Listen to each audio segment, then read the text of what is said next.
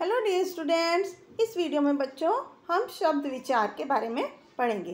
तो बच्चों, शब्द क्या होते हैं, किससे मिलके बने होते हैं? आपने पहले भी कक्षाओं में पढ़ा है कि वर्णों को मिलाने से शब्द बनते हैं। तो वही वर्णों का ऐसा संयोग जिसका कुछ अर्थ निकलता हो उसको शब्द कहते हैं। जैसे कि कमल, कमल, गाय, गा प्लस य, गाय। तो बच्चों कई वर्णों से मिलकर शब्द बनते हैं। क प्लस अ, म प्लस अ, ल प्लस आ। तो व्यंजन और स्वर, व्यंजन और स्वर, व्यंजन और स्वर मिलकर के शब्द बनते हैं। तो इस तरह से गाय एक पशु का नाम है और कमल एक फूल का नाम है। तो इसका मतलब इनका कुछ अर्थ है, तो ये सार्थक शब्द हो गए। तो वर्णों का वो समूह जिसका कुछ अर्थ होता है उसे हम शब्द कहते हैं।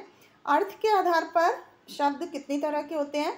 दो तरह के होते हैं, सार्थक शब्द और निरर्थक शब्द। तो सार्थक शब्द क्या होते हैं? जिन वर्ण समूह का कुछ ना कुछ अर्थ होता है उसे सार्थक शब्द कहते हैं। जैसे कार्य, हाथी, दूध, देवता। और चार तरह से सार्थक शब्दों को बांटा गया है: पर्यायवाची शब्द, विलोम शब्द, एकार्थी शब्द और अनेकार्थी शब्द। पर्यायवाची शब्द होते हैं जिन शब्दों का अर्थ समान होता है, उन्हें पर्यायवाची शब्द कहते हैं। जैसे सूर्य का भास्कर, भानु, रवि। और विलोम शब्द जिन शब्दों का अर्थ एक दूसरे का उल्टा होता है, विपरीत होता है, उसको विलोम शब्द कहते हैं। जैसे दिन, रात, आकाश, पाताल, इस तरह से।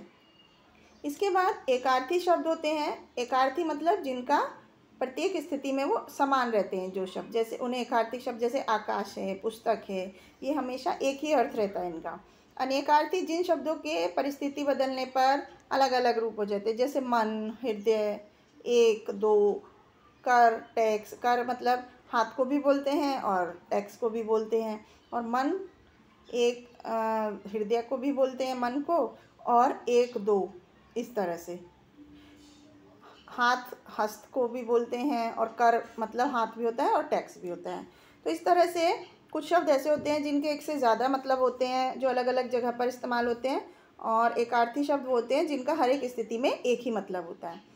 अब दूसरे होते हैं निरर्थक शब्द। निरर्थक शब्द वो होते हैं बच्चों जिनका कुछ भी निश्चित अर्थ नहीं होता, उन्हें निरर्थक शब्द कहते हैं। जैसे खाना, वाना। तो खाना का तो अर्थ है, लेकिन वाना जो है यहाँ पे निरर्थक शब्द है। चाय, वाय। तो ये निरर्थक शब्द है, इनका अपना कोई अर्थ नहीं है, फिर भी हम बोल चाल में इन सार्थक शब्दों के साथ इनका प्रयोग करते हैं। तो बच्चों, क्या क्या चीज़ें पढ़ी हमने इस चैप्टर में? कि वर्ण समूह निश्चित अर्थ की ओर संकेत करने वाले वर्ण समूह, यानी कि वर्णों का ऐसा समूह जिसका कुछ निश्चित अर्थ हो उसे हम शब्द कहते हैं। अर्थ के आधार पर शब्द दो तरह के होते हैं, सार्थक और निरर्थक। और जो शब्द किसी निश्चित अर्थ का पता चलाते हैं उसे सार्थक शब्द कहते हैं। और ऐसे शब्द जिनका कोई निश्चित अर्थ नहीं होता उन्हें निरर्थक शब्द कहते हैं।